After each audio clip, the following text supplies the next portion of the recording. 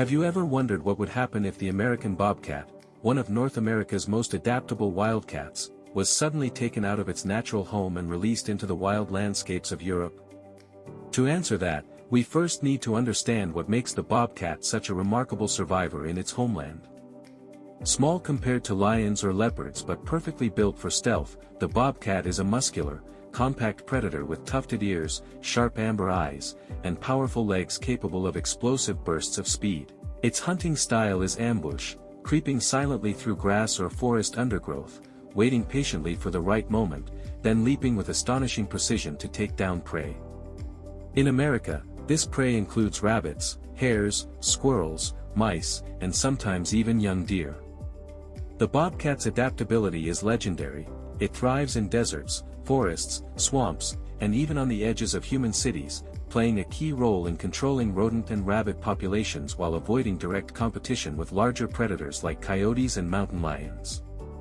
But now, let's imagine this bobcat suddenly stepping into a world it has never seen before, the vast and varied ecosystems of Europe. The forests look familiar, but the smells, the sounds, and the creatures are all different. As it prowls through an ancient European beech forest, it hears the cry of birds it has never encountered, the rustle of hedgehogs in the undergrowth, and in the far distance, the haunting howls of wolves. At first, instinct serves it well. It finds prey it recognizes, rabbits, voles, and mice, and hunts successfully, crouching low and pouncing with the same lightning efficiency that worked back home. For a moment, it seems the bobcat could adapt quickly to this new world. But Europe is not empty. Here, powerful predators already hold their ground. The Eurasian lynx, much larger than the bobcat, roams the dense forests. Built for deep snow with huge paws and armed with incredible strength, the lynx can take down deer and defend territories far larger than a bobcat could manage. When the two finally meet, an imagined scene of the bobcat crouched protectively over a rabbit kill, only for a lynx to emerge from the shadows, the size difference is overwhelming. The bobcat hisses and snarls, but instinct tells it the truth: it cannot win. It slips away, hungry and cautious, realizing it must avoid direct clashes or risk its life. And the lynx is not the only threat. Packs of wolves patrol Europe's mountains and valleys. While they may not hunt a bobcat directly, wolves dominate their territory, pushing out smaller predators and claiming the best hunting grounds. Even wild boars, powerful and aggressive, pose a new danger.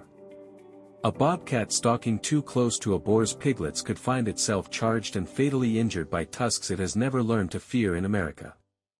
Climate adds to the challenge. The bobcat knows snow from its home in Canada and the northern US, but Europe's heavy, wet winters and deeper snowfalls in the mountains are another matter. Where the Eurasian lynx glides across the snow on broad paws, the bobcat sinks with every step, exhausting itself as it tries to stalk prey that can escape more easily. Survival becomes harder in the harshest months, when food is scarce, and energy must be carefully preserved. If the bobcat were to survive in Europe in significant numbers, its effect on the ecosystem would be felt.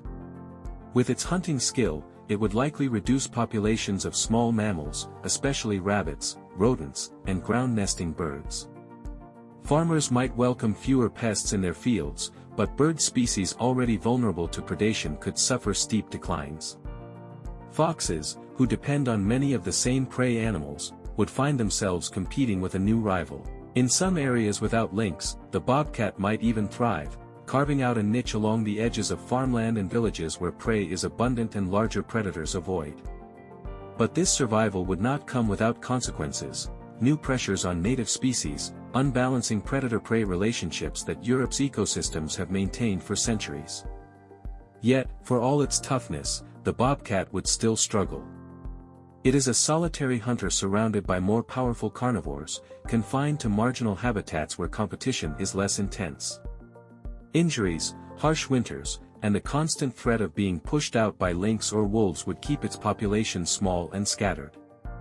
While it could survive in pockets of Europe, it would never dominate as it does across North America. So, could the bobcat survive in Europe? The answer is yes, but only barely, and only in certain areas. It might control some rodent populations and adapt to life on the fringes of human settlements, but the risks and ecological disruptions would outweigh the benefits. The bobcat is a creature shaped by its homeland, perfectly tuned to America's landscapes, prey, and predators. Placing it in Europe would only reveal how finely balanced ecosystems truly are, and how dangerous it can be to disrupt them. In the final scene, the bobcat returns to its rightful home, moving with confidence through the pine forests and open plains of North America.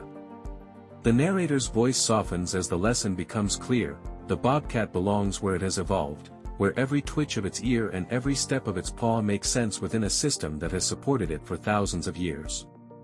Its imaginary journey into Europe reminds us of a simple truth: wildlife thrives best in its natural home, and protecting that balance is the key to keeping nature's harmony alive.